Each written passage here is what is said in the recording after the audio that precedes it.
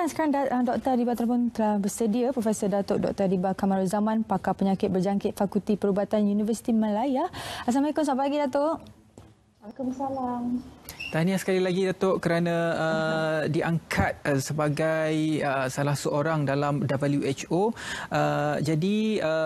Dan juga menjulang nama Malaysia serta memertabatkan wanita. Bagaimana Profesor Datuk melihat perkara ini, mengangkat nama Datuk sendiri dan juga Malaysia di peringkat tertinggi di dunia ini? Terima kasih. Sudah tentu saya merasa bangga oleh kerana ahli-ahli Majlis Kesihatan yang akan memberi advice kepada Director General Dr. Tedros di WHO adalah satu penghargaan yang sangat tinggi, di mana 8 ahli majlis lain ialah antara mereka yang terulung di dalam bidang sains kesihatan di dunia. Jadi bukan saja, ialah betul, bukan saja penghargaan kepada saya, kepada diri saya, tetapi juga kepada Universiti Malaya dan juga kepada Malaysia juga. Ya. Dan peranan wanita dalam bidang kesihatan dan juga pembuat keputusan serta perkara penting bukanlah asing lagi di negara ini. Pandangan Prof. Datuk berkenaan dengan pemerkasaan wanita dalam bidang penting di dalam negara ini bagaimana? Jika kita lihat di kalangan pelajar-pelajar perubatan, boleh dikatakan lebih daripada 50% adalah di kalangan wanita. Tetapi masih juga di peringkat decision making seperti dekan-dekan Fakulti Perubatan, kebanyakannya unfortunately masih juga the balance tidak menunjukkan as much as we would like. Buat masa sekarang hanya dekan Fakulti Perubatan yang mengambil alih daripada saya, Profesor April sahaja merupakan seorang wanita. So I think there's still a lot more work to do. Having said that, master untuk Akademi Perubatan Malaysia adalah juga seorang wanita, Profesor Rosmawati, juga dari Universiti Malaya. Jadi apa yang saya nampak progression daripada menjadi seorang medical student kepada specialist dan seterusnya mengambil alih leadership dalam perubatan, masih boleh kita boleh improve lagi dari segi support yang diberikan kepada wanita-wanita untuk terus cemerlang dalam bidang perubatan, khususnya dalam research dan bidang perubatan. Baiklah, untuk pengetahuan semua, Profesor Datuk sebenarnya menganggotai Majlis Sains Pertubuhan Kesihatan Sedunia WHO, dan ini merupakan satu pertubuhan yang cukup penting di peringkat WHO. Jadi Datuk, apabila kita berhadapan dengan pandemik COVID-19, ini telah pun masuk tahun yang kedua.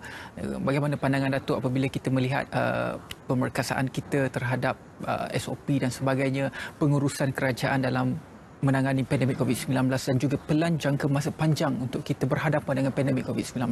Datuk, macam mana? Ya, secara keseluruhan kita boleh lihat kerajaan, terutamanya Kementerian Kesihatan, telah mencuba sedaya upaya untuk menangani masalah wabak ini. Tapi sejak kebelakangan ini kita semua bimbang melihat peningkatan yang agak mendadak dari terutamanya di negeri-negeri Sarawak, Selangor, Kuala Lumpur, Kelantan. Kalau dikirakan berbanding dengan peratus jumlah penduduk negeri masing-masing. So kita boleh katakan rakyat tidak mengikuti SOP, tetapi selepas itu memang betul jugalah. Tetapi we need sekarang, pada pendapat saya, ada some sense of urgency untuk memutuskan rantaian, kerana setiap hari kita melihat jumlah pesakit semakin ramai, dan di hospital saya sendiri, kerana saya mengetuai task force di PPUM bersama dengan pengarah hospital Dr. Nazira, Profesor Nazira, kami terpaksa membuka lebih banyak katil dan juga lebih banyak katil ICU untuk membantu Hospital Sungai Buloh dan hospital-hospital KKM yang lain. So, situasi yang semakin membimbangkan dan saya rasa kita mesti meluaskan lagi apa yang dinamakan testing dan isolation dan tidak boleh sahaja mengharapkan contact tracing bila seseorang itu dijumpai mengidap COVID-19. Strategi yang berlainan seharusnya dilakukan secepat mungkin untuk mengesan mereka-mereka yang mengidap jangkitan COVID-19 sebelum mendapat simptom-simptom atau gejala-gejala dari penyakit ini. So saya mensyorkan supaya testing diperluaskan secepat mungkin, terutamanya di kawasan-kawasan yang apa yang kita namakan hotspots. Hanya dengan yang didiagnose mereka yang dijangkiti, sebab kita tahu 50% daripada mereka tidak mempunyai simptom, boleh kita mengasingkan mereka supaya mereka tidak menjangkiti orang lain. So dengan ini insya-Allah dapat memutuskan rangkaian. So pada pendapat saya, this is the most urgent thing yang kita perlu lakukan kerana situasi sekarang memang pada saya agak membimbangkan. Ya, dan kalau kita lihat program imunisasi COVID-19 kebangsaan dilihat sebagai senjata ampuh dalam mengawal pandemik COVID-19 ini, pandangan Prof. Datuk berkenaan dakwaan isu keselamatan dan juga kemudaratan vaksin bagaimana? Okey, sebelum saya menjawab soalan mengenai side effects, kemudaratan dan sebagainya, selain daripada testing yang saya terangkan tadi, memperluaskan vaksin ialah juga satu-satu caranya untuk kita kembali normal, ya. Kita hanya perlu lihat di Amerika Syarikat dan United Kingdom dan juga Israel, di mana program vaccination yang paling meluas, ya. Dan jika kita lihat United Kingdom dan USA, mereka mengalami wabak COVID yang amat dahsyat, ya. Tetapi USA terutamanya, setelah program ini diperluaskan, kadar kematian, kadar kemasukan ke hospital di ketiga-tiga negara ini telah turun in a very impressive way, ya. So this is something that kita perlu, this is the target and goal that we need to have. Jadi seperti juga kita perlu memperluaskan testing secepat mungkin, we also need to perluaskan program vaccination secepat mungkin, terutamanya di kawasan-kawasan yang amat mengalami kenaikan yang mendadak. Dari segi side effects atau kemudaratan, sememangnya vaksin ialah any vaksin pun ada side effects, ya. Dan kita tahu side effects yang biasa yang